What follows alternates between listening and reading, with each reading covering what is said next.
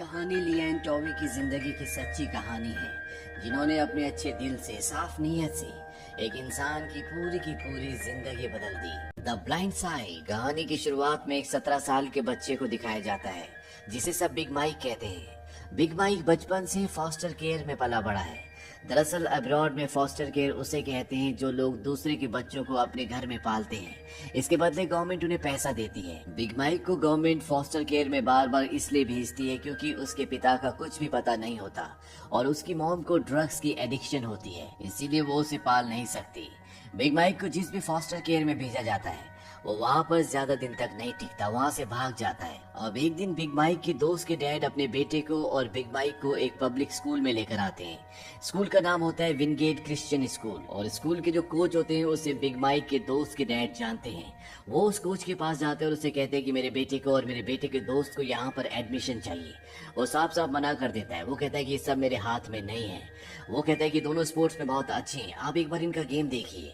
और वो कोच को बाहर ले जाता है जहाँ पर बिग माइक और उसका छोटा दोस्त दोनों बास्केटबॉल खेल रहे होते हैं। और जब कोच बिग माइक के शरीर को देखते हैं तो पूरी तरह से हैरान हो जाते हैं। हालांकि वो मात्र 17 साल का है, लेकिन उसका शरीर बहुत बलिष्ठ होता है और वो जिस तरह से बास्केटबॉल खेल रहा होता है, कोच पूरी तरह से उससे इम्प्रेस्ड हो जाते हैं। वो बोर्ड मेंबर्स के पास जाते हैं।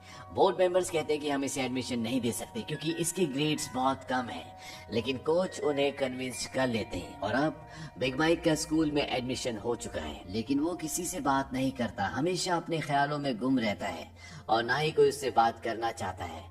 बिग माइक टेस्ट के पेपर में भी कुछ नहीं लिखता, वो पूरा का पूरा पेपर ब्लैंक छोड़ देता है। और एक दिन स्कूल में जब गर्ल्स का वॉलीबॉल का मैच हो रहा होता है तो बिग माइक भी उसे देख रहा होता है और जब सब के सब वहाँ से चले जाते हैं तो स्टूडेंट्स ने वहाँ पर जो भी खाना छोड़ा होता है बिग माइक उसे उठाना शुरू कर देता है, क्योंकि जिस तरह का उसका शरीर का साइज है उसे भूख बहुत ज्यादा लगती है और ना तो उसके पास खाना खरीदने के पैसे हैं और ना ही कोई ऐसा घर जो उसे पेट भर के खाना खिला दे। वो अपने दोस्त के घर उसके काउच पर सोता है, लेकिन उसके दोस्त की जो मॉम होती है उसे बिल्कुल भी पसंद नहीं होता कि बिग माइक उनके घर पर रुके, इसीलिए बिग माइक अगली सुबह वहाँ से निकल जाता है। बिग माइक जब स्कूल में होता है तो पहली बार उससे कोई बच्चा बात करता है।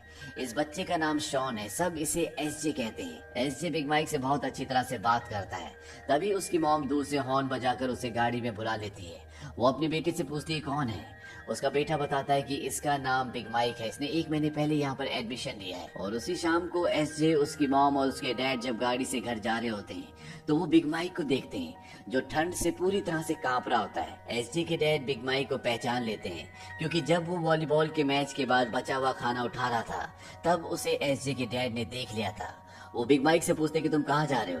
बिग माइक कहता है कि जिम। और एसजे के डैडी सुनने के बाद ड्राइव करके वहाँ से आगे निकल जाते हैं। लेकिन एसजे की जो मॉम होती है जिनका नाम एन है वो सोच में पड़ जाती है और वो अपने हस्बैंड को कहती है कि गाड़ी को वापस लो। और वो बिग माइक के पास जाती है। वो कहती है कि स्कूल का जिम रात को बंद हो जाता है, बताओ तुम वहाँ पर क्यों जा रहे हो। माइक कहते हैं क्योंकि वो गर्म होता है। एन उससे पूछती है क्या तुम्हारे पास रात को रहने के लिए कोई जगह है। बिग माइक कहता है कि नहीं। एन सोच में पड़ जाती है और इसके बाद वो कहती है कि आओ गाड़ी में बैठो और वो उसे अपने घर ले आती है। एन की एक बेटी भी होती है जिसका नाम कॉलिन होता है और कॉलिन भी उसी स्कूल में पढ़ती है जहाँ पर बिग माइक पढ़ता है। एन बिग माइक को कहती है कि गेस्ट हाउस में मेरे बहुत सारे सैंपल्स हैं, इसलिए तुम्हें रात को यहीं सोफे पर काउच पर सोना होगा। दरअसल एन एक इंटीरियर डिजाइनर है और वो उसे गुड नाइट कहकर अपने कमरे में चली जाती है। पर उसे अभी बिग माइक पर शक होता है। वो अपने पति से पूछती है कि तुम इसे कब से जानते हो। वो कहते हैं कि मैंने सिर्फ एक बार देखा था। वो कहती है कहीं कुछ चुरा तो नहीं लेगा। उसके पति कहते हैं तो हमें सुबह ही पता चलेगा।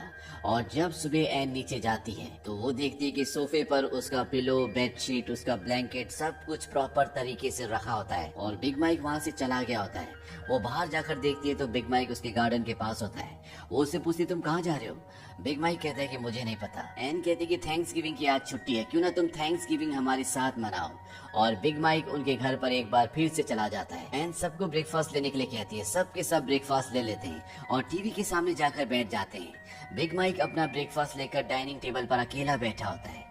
और दूर से एन ये देख लेती है। वो समझ जाती है कि उसकी जिंदगी में अकेलापन है और वो टीवी बंद करके अपने पूरे परिवार को कहती है कि हम सब डाइनिंग टेबल पर खाना खाएंगे। और वो सब के सब बिग माइक के साथ डाइनिंग टेबल पर बैठकर पहले प्रेयर करते हैं और इसके बाद ये सब वहाँ पर खाना खाते हैं। खाना खाने के बाद एन बिग माइक को अपने साथ ले जाती है और वो उससे पूछती है कि मैं तुम्हारे बारे में जानना चाहती हूँ, लेकिन माइक उसे कुछ भी जवाब नहीं देता। एन उससे पूछती है कुछ ऐसा है कि जो मुझे तुम्हारे बारे में जानना चाहिए।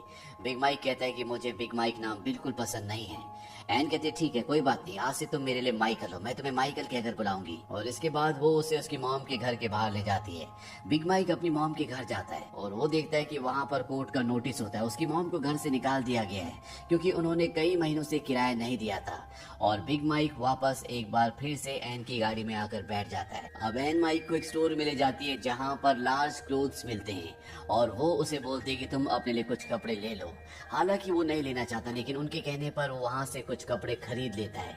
और अगले दिन वो एन के बेटे एसजे के साथ स्कूल में पहली बार अच्छे कपड़े पहन कर जाता है। और रात को जब वो काउच पर सोने की तैयारी कर रहा होता है तो एन उससे पूछते क्या तुम यहाँ पर कुछ और रातें रुकना चाहते हो? अगर तुम यहाँ पर रुकना चाहते हो तो मुझे तुम्हारे लिए रूम अरेंज करना होगा। माइक यानी कि माइकल कहता है कि मैं यहाँ से कहीं नहीं जाना चाहता। एन कहती है ठीक है। एन अगले दिन उसके स्कूल जाती है और उसे पता चलता है कि पढ़ाई में हर सब्जेक्ट में उसके ग्रेड्स बहुत कम हैं, लेकिन एक ऐसा सब्जेक्ट होता है जिसमें उसने 98% स्कोर किया होता है और वो होता है प्रोटेक्टिव इंस्टिंक्ट। ये देखकर एन हैरान होती है। अब उसी रात को एन माइकल को उसका कमरा देती है। वो कहती है अब तुम यहाँ पर रहोगे और वो उसे कहती है कि तुम्हारा बेड है। वो उस कमरे को देखकर बेड को देखकर हैरान होता है। वो कहता है कि आज से पहले मेरे पास कभी भी नहीं था। एन पूछती तुम्हारा अपना पर्सनल रूम? वो कहता है कि नहीं, बेड। यानी कि आज से पहले कभी भी वो किसी भी बिस्तर पर नहीं सोया, या तो जमीन पर या फिर सोफे पर सोया है। और एन जब ये सुनती है तो इमोशनल हो जाती है। वो माइकल को गुड नाइट कहकर दूसरे कमरे में चली जाती है। वहाँ पर वो सोच में पड़ जाती है। उसकी आंखों में आंसू भी होते हैं। दरअसल उसे एहसास नहीं था कि माइकल ने अपनी जिंदगी में इतना मुश्किल वक्त देखा है। अब यहाँ से माइकल की जिंदगी बदलना शुरू हो जाती है। पढ़ाई पर ध्यान देना शुरू करता है, टीचर्स की बात सुनता है और साथ ही साथ उसके ग्रेड्स भी इम्प्रूव होना शुरू हो जाते हैं। और इसी खुशी में एन की पूरी फैमिली रात को डिनर करने जाती है। माइकल भी अब उनके परिवार का हिस्सा है। और जब वो डिनर करके बाहर आते हैं तो वो देखते हैं कि माइकल वहाँ पर जो वेटर होता है उससे गले मिल रहा होता है। और जब ये सब के सब गाड़ी से वापस घर जा रहे होते हैं तो एन माइकल से पूछते हैं कि तुम उसे कैसे जानते हो जिससे तुम रेस्टोरेंट में गले मिल रहे थे? वो बताता है कि वो मेरा भाई है। एन कहती है ठीक है, हम कभी उससे मिलने जरूर जाएंगे। माइकल कहता है कि मुझे नहीं पता कि वो कहाँ रहता है। एन उससे पूछती तुमने आखिरी बार उसे कब देखा था? वो कहता है कि जब मैं बहुत छोटा था। एन ये सब सुनकर बहुत हैरान होती है। उसने कभी ऐसी जिंदगी के बारे में सोचा भी नहीं था कि एक ही शहर में रहने के बावजूद एक भाई अपने भाई से कई सालों बाद मिल रहा है और ना ही उसे उसके घर का पता है। दरअसल माइकल एक बहुत बड़े परिवार में पैदा हुआ था। उसके 11 भाई बहन और हैं। उसकी मॉम पूरी तरह से ड्रग्स में है और वो अपने भाई बहन परिवार के किसी भी सदस्य से टच में नहीं है। उसे नहीं पता कि कौन कहाँ रहता है। लेकिन माइकल की मदद करने के बाद एन की जिंदगी में बहुत बदलाव आना शुरू हो जाते हैं। उसे पहली बार जिंदगी में असली खुशी का एहसास होता है। उसे लगता है कि उसने अपनी जिंदगी में कुछ अच्छा काम किया है। और जब वो क्रिसमस कार्ड के लिए फोटो खिंचवा रहे होते हैं तो उस फोटो फ्रेम में वो माइकल को भी बुलाते हैं क्योंकि वो भी अब उनके परिवार का सदस्य है। लेकिन इस कार्ड को देखने के बाद उनकी सोसाइटी में बातें होना शुरू हो जाती है। एन की दोस्त भी उसका मजाक उड़ाती है। वो कहते हैं कि फोटो में तुम माइकल के सामने बहुत छोटे लग रहे थे।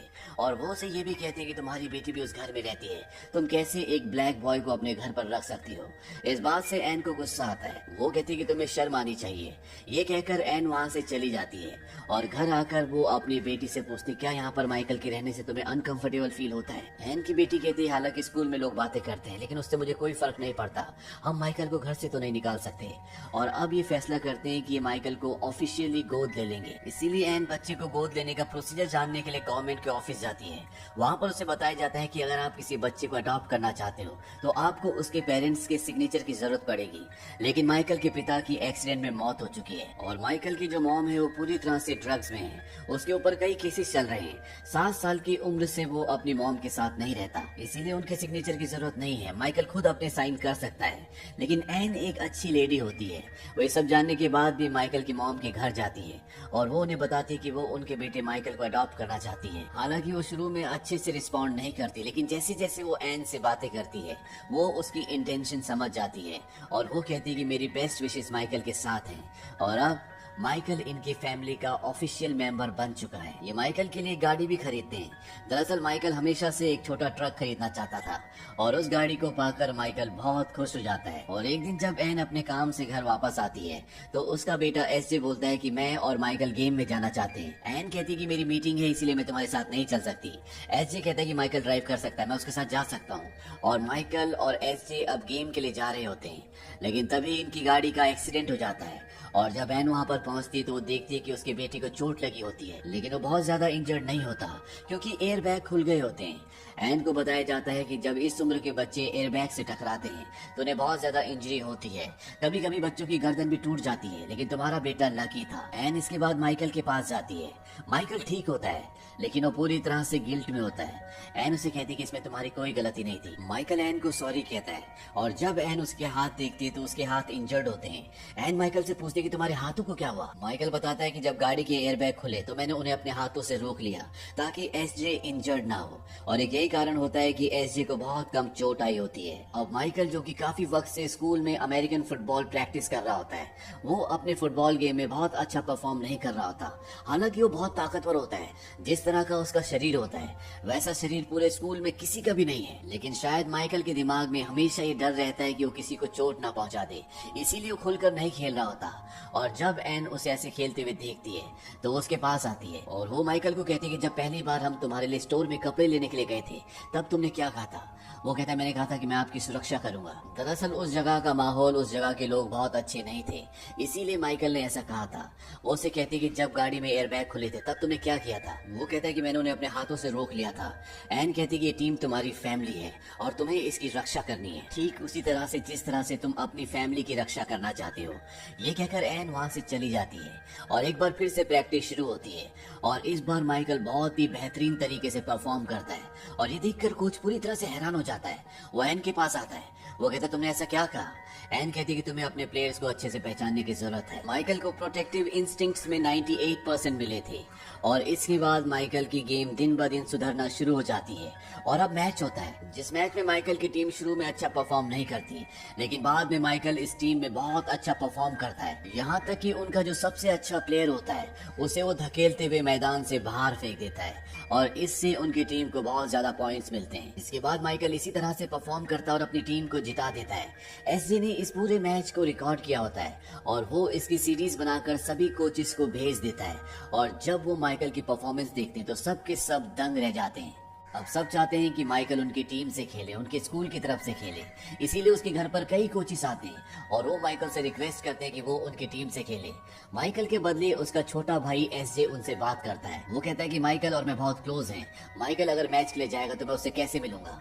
सब उसे कहते हैं कि आप मैच में कभी भी आ सकते हो, कभी भी जा सकते हो। एसजे को इस बात से बहुत खुशी होती है और इसके बाद माइकल अलग अलग टीम्स के साथ कई मैचेस खेलता है और धीरे धीरे वो बहुत फेमस हो जाता है। साथ ही साथ उसके घर पर जो टीचर उसे पढ़ाने के लिए आती है वो उस पर बहुत ध्यान दे रही होती है, इसीलिए उसके ग्रेड्स भी अब सुधर जाते हैं और अब माइकल की पूरी जिंदगी बदल चुकी है। हर एक कॉलेज चाहता है कि माइकल उनके कॉलेज में एडमिशन ले, उनकी टीम से खेले, लेकिन माइकल डिसाइड करता है कि वो यूनिवर्सिटी ऑफ मिसिसिपी में एडमिशन लेगा क्योंकि एन भी उसी यूनिवर्सिटी से पास आउट है। वो वहाँ पर चीयर लीडर है और एन के हस्बैंड जो कि शॉन है वो भी उसी यूनिवर्सिटी से पास आउट है। वो वहाँ पर एक बास्केटबॉल प्लेयर थे और अब माइकल भी उसी यूनिवर्सिटी में एडमिशन लेकर मिसिसिपी टीम से फुटबॉल खेलेगा। माइकल को उस यूनिवर्सिटी में एडमिशन के लिए जितने भी ग्रेड्स की जरूरत है वो उन ग्रेड्स से पास आउट हो जाता है और अब माइकल को एनसीएए की एक इन्वेस्टिगेटर अपने पास कुछ सवाल और जवाब के लिए बुलाती है। एनसीएए एक ऐसी ऑर्गेनाइजेशन है जो हर एक एथलीट का ध्यान रखती है। वो माइकल से अकेले में बात करती है और माइकल से पूछती है कि तुमने मिसिसिपी में एडमिशन क्यों लिया। माइकल के पास इस बात का कोई भी जवाब नहीं होता। वो इन्वेस्टिगेटर माइकल को कहती है कि तुम एक बच्चे थे जो सड़क पर थे, एक परिवार ने तुम्हें अपने घर में जगह दी, तुम्हें खाने के लिए दिया, तुम्हारे स्कूल की फीस भरी, तुम्हारे लिए एक प्राइवेट ट्यूटर का अरेंजमेंट भी किया गया, तुम्हें एक गाड़ी भी गिफ्ट की गई और बाद में तुम्हें लीगली अडॉप्ट भी कर लिया गया। हो सकता है कि सब उनके प्लान का हिस्सा हो, इसमें और भी लोग शामिल हो क्योंकि हो सकता है कि उन्होंने तुम्हारी स्पोर्ट्स की एबिलिटी को पहले देख लिया हो। माइकल इस बात से पूरी तरह से कंफ्यूज हो जाता है। दरअसल ये बहुत ही मासूम होता है और माइकल गुस्से से वहाँ से चला जाता है। बाहर एन उसका इंतजार कर रही होती है। है। माइकल एन से कहता है कि तुमने मेरे साथ ये सब क्यों किया, क्यों तुमने मुझे अपने घर पर रखा, क्यों मुझे पढ़ाया, क्यों मुझे एक बेहतर इंसान बनाया, ताकि मैं वो करूं जो तुम चाहते हो, ताकि मैं उस कॉलेज में एडमिशन लूं जिसमें तुम चाहते हो। वो इन्वेस्टिगेटर मुझे ऐसा कहती है। एन उसे समझाने की कोशिश करती है कि ऐसा कुछ भी नहीं है, लेकिन माइकल वहां से नाराज होकर चला जाता है और वो अपनी बायोलॉजिकल मॉम के घर जाता है, लेकिन उसकी मॉम वहां पर नहीं रहती। यहाँ पर एक गैंग लीडर होता है, वो उसे इनवाइट करता है, वो उसे बियर भी पिलाते हैं। हालांकि माइकल बियर नहीं पीता। और इसके बाद जो गैंग लीडर होता है वो एन और उसकी बेटी के बारे में उल्टा सीधा बोलना शुरू कर देते हैं। माइकल उसके सामने खड़ा हो जाता है और उसे कहता है कि तुम अपना मुंह बंद रखो। ये गैंगस्टर बहुत खतरनाक होता है। ये माइकल को गन दिखाता है। वो कहता है कि पहले मैं तुम्हें गोली मारूंगा और इसके बाद मैं तेरे घर जाऊंगा। वहां पर तेरी नई मॉम और उसकी बेटी के साथ क्या करूंगा मुझे कुछ नहीं पता। इस बात से माइकल को बहुत गुस्सा आता है और वो उसे यहाँ पर बहुत बुरी तरह मार कर निकल जाता है। वहीं एन माइकल के लिए बहुत परेशान होती है और अगले दिन वो ढूंढते हुए माइकल को उसी जगह पहुंच जाती है। और तभी माइकल का कॉल आता है। वो एन को बताता है कि मामा मैं यहाँ पर हूँ। एन उससे मिलने जाती है और वो माइकल को कहती है कि तुम्हें फुटबॉल पसंद है। माइकल कहता है कि हाँ मुझे फुटबॉल पसंद है। एन उसे कहती है कि मैंने और शॉन ने रात को बात की थी और हम चाहते हैं कि तुम टेनेसी यूनिवर्सिटी चुनो। माइकल ये सुनकर हैरान होता है। वो कहता है कि आप ये चाहती हैं। एन कहती है कि ये तुम्हारी लाइफ है, तुम जो चाहे वो कर सकते हो, ये तुम्हारा फैसला होगा, पर मैं वादा करती हूँ कि मैं हर एक गेम में वहाँ पर मौजूद होंगी, मैं तुम्हें चीयर करूंगी। और इसके बाद एक बार फिर से माइकल NCAA की इन्वेस्टिगेटर के पास जाता है ताकि उसके सवालों का जवाब दे सके। वो माइकल से पूछती है कि तुम कौन सी यूनिवर्सिटी जाना चाहते हो। माइकल कहता है कि मैं मिसिसिपी यूनिवर्सिटी जाऊंगा। वो उससे पूछती है कि ऐसा क्यों। माइकल कहता है क्योंकि मेरे डैड वहां से पढ़े थे, मेरी मॉम वहां से पढ़ी थी और अब मैं भी वहीं से पढ़ूंगा। और फाइनली माइकल उस यूनिवर्सिटी में जाने के लिए तैयार हो जाता है और जब वो जा रहा होता है तो एन इमोशनल हो जाती है। वो गाड़ी में जाकर बैठ जाती है क्योंकि उसकी आंखों में आंसू होते हैं। माइकल उसके पास जाता है और वो कहता है कि मॉम मैं आपको हक करना चाहता हूँ।